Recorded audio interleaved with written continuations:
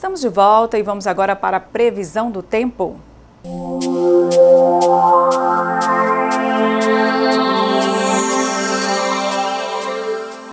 Quem chegou aqui foi a Heloísa Gomes. Bom dia, Elo. Como será o clima nesta quarta-feira? Bom dia. Nesta quarta-feira, muita umidade chega ao oceano e a chuva será persistente e volumosa no litoral de São Paulo, no Rio de Janeiro e no centro-sul do Espírito Santo. Pode chover a qualquer hora no norte do Espírito Santo e em Minas Gerais. A Grande São Paulo deve ter apenas chuva fraca e no interior ocorrem aberturas de sol. Em Paracatu, o dia será de sol com muitas nuvens durante o dia, períodos de nublado com chuva a qualquer hora, a mínima é de 18 e a máxima é de 30 graus. Já já, a Elo volta com os destaques do portal MB News. Os municípios mineiros terão novas linhas de crédito. Entre os benefícios, o maior prazo de carência para incentivar investimentos nas cidades. A iniciativa do BDMG foi apresentada pelo vice-governador Paulo Brant e pelo presidente do banco, Sérgio Gusmão. Serão 200 milhões disponibilizados para empréstimo. O dinheiro só pode ser aplicado em investimentos, ou seja, não deve ser usado para pagar dívidas dos municípios. Não, a finalidade desse programa é propiciar financiamento aos municípios em condições adequadas de juro, de prazo, para que eles possam investir na melhoria da qualidade de vida dos seus cidadãos. O BDMG é um instrumento fundamental do governo, né, na promoção do desenvolvimento do nosso Estado. Foram oferecidas 4 linhas de crédito, uma voltada para obras em prédios públicos, outra para obras de urbanização, uma para saneamento e uma para aquisição de máquinas e equipamentos de intervenção viária. O município pode se inscrever em mais de uma modalidade, mas deve respeitar o limite de financiamento, que varia de acordo com o tamanho da população. Por causa da dificuldade financeira de muitos municípios, o edital prevê um adiamento do pagamento de juros para depois do período de carência. Os municípios terão que ter uma lei autorizativa das suas respectivas câmaras municipais e passarão também, além da análise do BDMG, também pelo crivo da Secretaria do Tesouro Nacional. Tá? Mas nessas etapas contará com o nosso apoio técnico para que sejam bem-sucedidos. Tá? E inclusive amanhã teremos uma sessão explicativa durante o congresso da MM, então convido a todos os prefeitos, aos secretários municipais que participem para que a gente possa trabalhar juntos. E agora, lá da redação do portal MB News, a Heloísa Gomes traz pra gente os destaques do dia. Bom dia, Elo, qual é a pauta por aí? Bom dia, Lília. Bom dia a todos que nos assistem. Temos uma boa notícia. A pauta hoje é recursos hídricos. O reservatório de Três Marias superou 80% da capacidade e é o maior índice desde 2012. A importância da usina hidrelétrica de Três Marias, na região central de Minas Gerais, vai além da geração de energia, é que seu reservatório é o principal responsável pelo abastecimento de água para os municípios, além de aquecer a economia e o turismo da região. E no dia 5 de maio, o reservatório se recuperou das secas severas dos últimos anos e chegou a 81% de seu volume útil. Este índice não era alcançado desde o último período chuvoso de 2011 a 2012. Na nossa pauta, agora falando sobre saúde, olha só que bacana essa notícia. Musculação ajuda a combater a depressão e a ansiedade. Uma vida fitness pode não apenas te dar um corpo sarado e musculoso e definido, mas também está cientificamente comprovado que pode combater a depressão e aliviar a ansiedade e elevar a autoestima, né? Que bacana! E um estudo comprovou que praticar musculação pode ajudar a combater a depressão, que é considerado pela OMS como a doença do século XXI. Portanto, se você não pratica atividade física, comece a rever seus hábitos. Mais dicas de saúde e outras notícias você encontra no nosso portal mbnews.tv.br e até amanhã. E neste bloco recebemos aqui nos estúdios do Jornal da Manhã, Isaac Arruda, ele que é secretário municipal de cultura aqui de Paracatu, para falarmos da questão da igualdade racial. Nós estamos aí na semana em que se comemora a abolição da escravatura, mas e aí? Foi um grande avanço? O que faltou? O processo foi feito da maneira correta? Vamos bater um papo agora com o Isaac. Seja bem-vindo, Isaac. Bom dia. Muito obrigado, Lília. E assim, é sempre um prazer estar aqui com você para a gente pelo menos conversar um pouquinho mais sobre nessa questão de política pública, né?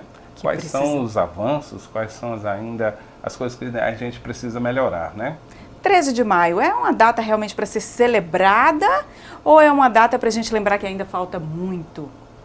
As duas coisas. As duas coisas. Do ponto de vista de que precisava se estabelecer um momento, um espaço, alguma coisa que fosse criada um marco, né? Eu creio que é importantíssimo para ser celebrado, sim, né?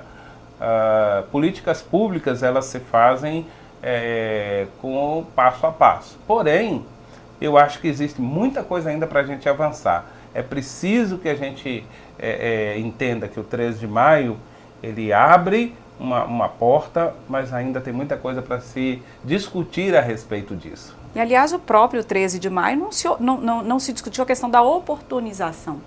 Não foi dada oportunidade ao negro. Sim, aí é nesse aspecto que eu falo com você. Olha, isso é a minha opinião, tá? Eu acho que foi feito Estamos muito aqui mais... para debater mesmo, né?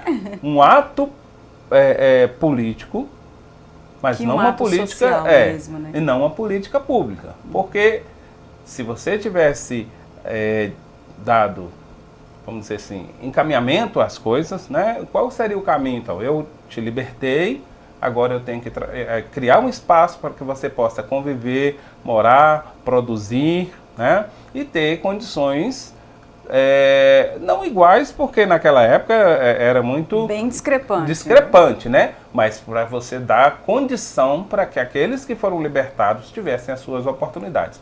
Nesse sentido, a gente vai ler e pesquisar sobre a história, nós não vamos encontrar isso. Verdade. Nós vamos encontrar os negros correndo atrás, achando lugar, eles mesmos se estabelecendo em alguns lugares, né, que é o caso dos quilombos, para se estabelecerem como pessoas e seres humanos. Mas não foi dada a oportunidade. E daí veio essa dívida histórica que nós sofremos até hoje. Sim, com certeza, porque quando você não oportuniza, né, você cria esse contraste e esse contrassenso até de que a discrepância vai ser aumentada. Eu não tenho como criar renda, eu não tenho como produzir, eu não tenho como me desenvolver, eu não tenho como estudar, eu não tenho como morar. Não vai ser a mesma coisa nunca, né? Verdade. Então eu entendo assim, é importante que exista o 13 de maio no sentido de buscar um momento de reflexão e um momento de ação, né? Como foi naquele momento, mas para nós hoje nós precisamos ir para além disso. Nós precisamos discutir outras coisas, o avanço disso. No que implica hoje para a sociedade o 13 de maio? Quais são realmente as políticas públicas que garantiram avanço e garantiram condições de acesso, vez e voz a esses que foram libertados? Ou será que nós somos libertos? É um questionamento a ser feito, porque quando a gente analisa os índices sociais, a gente percebe que é muito evidente, é muito notória a diferença, né, entre negros e brancos, na ocupação de cargos maiores. Quando a gente fala da mulher negra, então, essa desigualdade é ainda maior, né? Então, combater a desigualdade ainda é uma bandeira que precisa, de fato, ser bastante defendida e levantada, né? Então, sim. Eu acho que nós estamos num momento onde a gente tem que ir para além disso, sabe? Para além da cor da pele. É preciso que a gente avance nisso. Nós tivemos esse final de semana o fórum e a conferência da promoção da igualdade racial. Que, no nosso caso, né, já foi um avanço muito grande. Num primeiro momento, você precisava criar um conselho, né? Nós temos que criar um plano, né, um plano municipal para que possa agir e fundo para que haja recursos, né? Hoje nós temos, em termos técnicos, né, o chamado CPF. O que é o CPF? Conselho, plano e fundo. São os mecanismos que garantem, né, a capacidade para nós desenvolvermos políticas públicas, alinharmos com o governo federal, o governo do estado e também com o governo municipal, né? Através daquele processo lá da lei, onde a vereadora Marli nos ajudou para que reativasse esse processo desse conselho, né? Então hoje nós já temos um conselho, né? Já estabelecemos esse plano de ação, né, de como devemos fazer, existe um fundo hoje, mas esse fundo precisa ser abastecido, precisa ser alimentado. Não basta apenas ter um fundo e ele não ter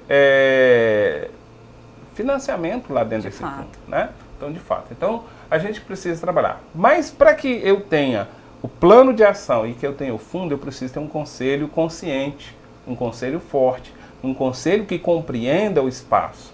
A gente tem que entender que dentro de políticas públicas não adianta apenas o eu, sabe? Aquilo que eu quero. É um conjunto. É um conjunto, nós temos que sentar no coletivo e trabalhar essas questões. E nesse aspecto o Conselho tem avançado muito, né, Sim, Isaac?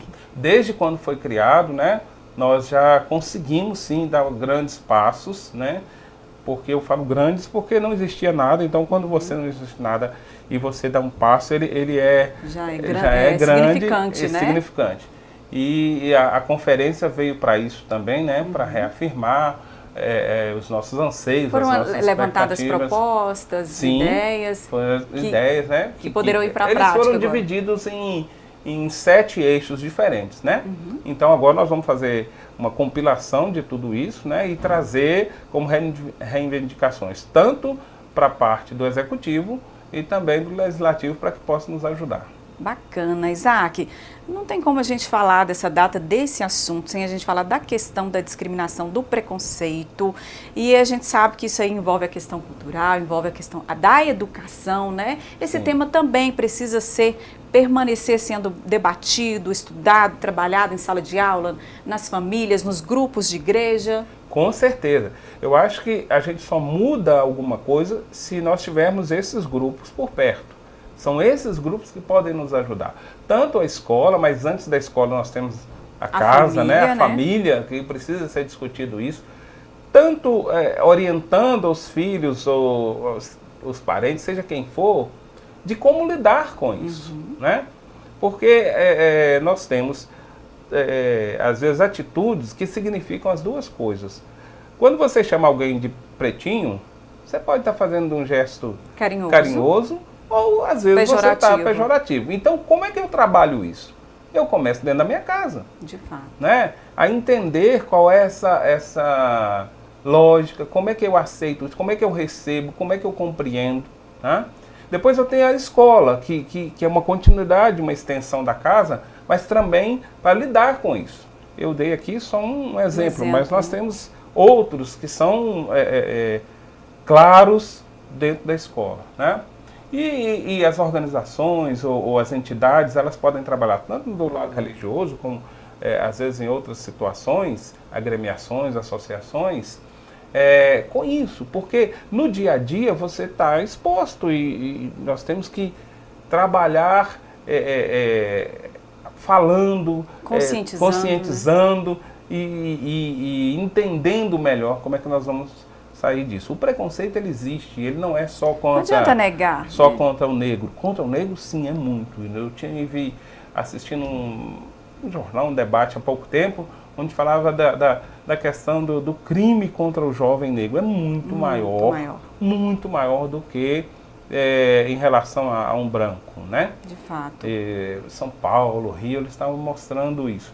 Agora, em todo lugar, aqui em Paracatu também, se você for olhar, essa questão do jovem e da mulher negra, principalmente jovem, mulher, ela sofre mais esse tipo de discriminação, de assédio, de preconceito. Mas a gente só vai conseguir vencer conversando sobre isso de uma maneira muito aberta e muito clara, né?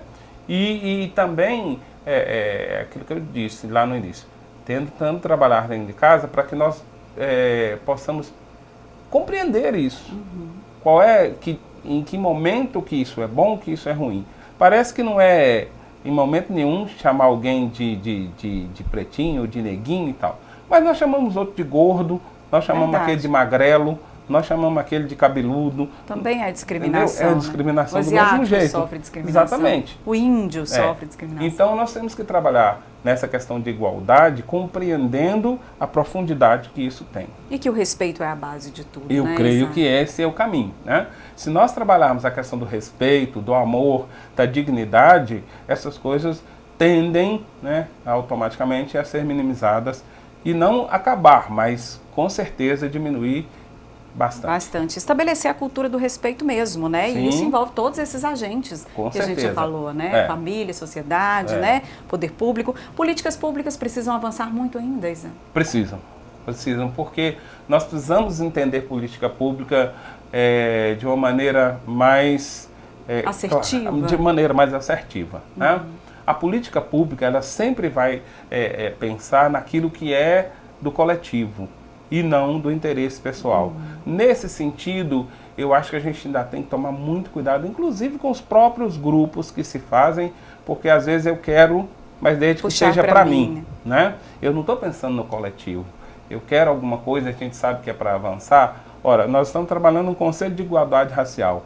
Eu não posso trabalhar isso apenas pensando no negro, né? A igualdade racial eu tenho que pensar no coletivo.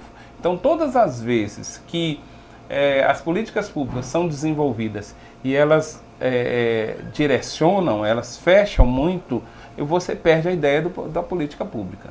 Né? De fato, então né? precisa se avançar bastante. Coletivo, né? Isaac, muito obrigada pela presença aqui no Jornal da Manhã. Tema gostoso de ser trabalhado, né? De ser conversado, de ser debatido. A gente espera que você aí que está nos assistindo nesse início de dia reflita um pouquinho sobre suas atitudes, sobre sua relação com as outras pessoas, sobre como está o seu grau de respeito pelo outro, né, Isaac?